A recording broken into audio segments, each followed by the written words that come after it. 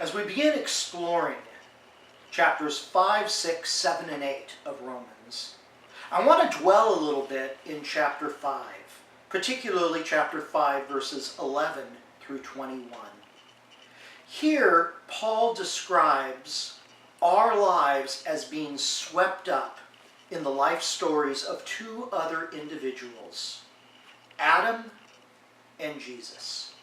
And the gist of Paul's argument here, although it's difficult to follow at times and to understand at times, but the gist of his argument is that our life story and the life story of the entire human race is intertwined with the actions of these two individuals, perhaps the two most significant people in human history, Adam and Jesus. He begins to develop this by describing the fact that our experience of death is directly connected to the first man's disobedience, to Adam's disobedience. That in Adam all have died. In Adam all have died.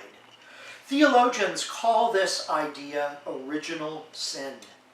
That somehow in Adam's action all of humanity participated, and theologians have tried to explain this using a variety of explanations and metaphors. Some people say the entire human race was genetically present in Adam, and so we're morally culpable because we were genetically present in Adam. Others say that Adam acted as kind of the federal head of the human race. Paul doesn't really go into any explanation about how this happened.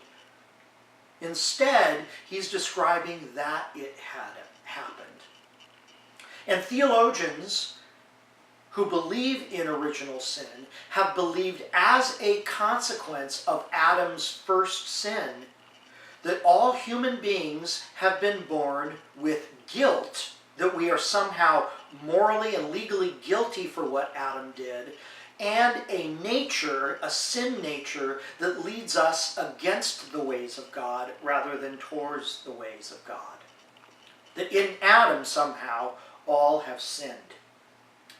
But then he begins to describe that our experience of restoration with God, of justification and redemption and reconciliation, that these experiences are directly connected to Jesus' obedience. So, in a sense, although Paul is holding up Adam and Jesus parallel, they are very different in their stories. Because Paul describes Jesus as the second Adam who, in fact, has succeeded where Adam failed.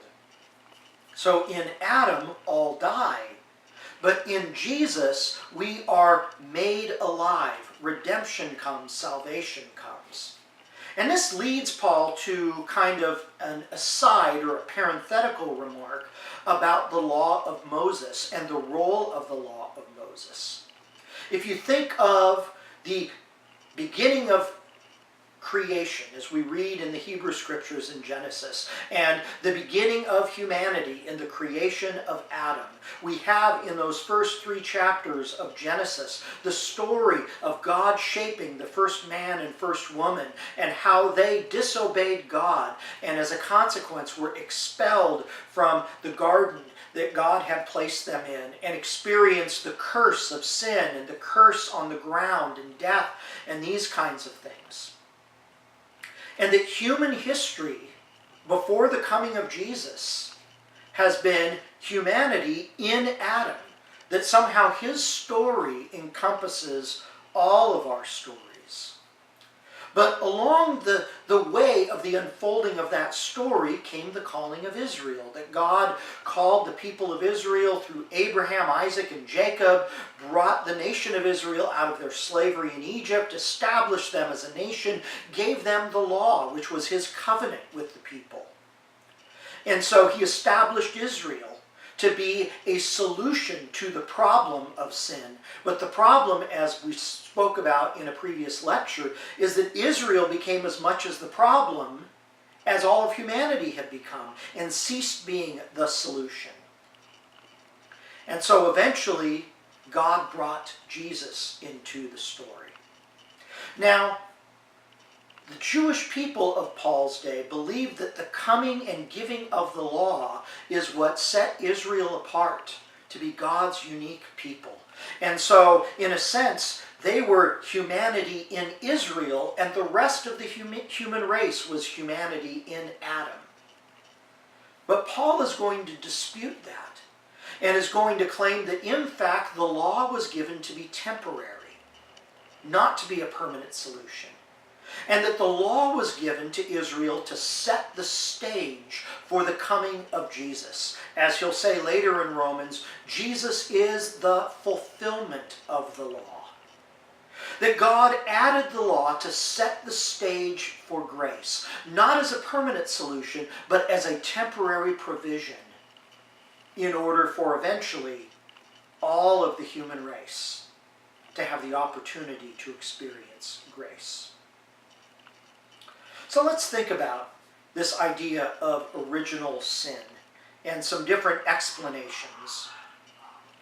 It's perhaps better to think of original sin as original guilt, because Paul makes it clear in this passage and elsewhere in his writings that we are held responsible for our own sins, that the sin of Adam could have set the stage for us, but ultimately we are responsible for our own sins, and in fact all have sinned. Different theological positions have tried to explain original sin differently. For instance, a system called Pelagianism says that Adam's sin was just a bad example. Others, in the Arminian or Wesleyan camp, which would include APU, is that all people have received a corrupted nature because of Adam's sin, but that corrupted nature can be overcome by God's grace, which he has made known in creation, God's prevenient grace. And then, of course, there's the view of Augustine and Calvin, that all people have received a corrupted nature because of Adam's sin, and that can only be neutralized by regeneration or by being born again. These are some of the different ways of interpreting original sin. Now, in this section, Paul describes how death reigned over the human race from Adam to Moses, even for those who did not sin like Adam did. But that the gift of God, the gift of grace, is not like the sin, and that the law was added in order to set the stage for the coming of God's grace. So our lives, Paul claims in his letter to the church in Rome, are intertwined in the stories of Adam, the first man, and the second Adam, Jesus, who succeeded where the first Adam had failed.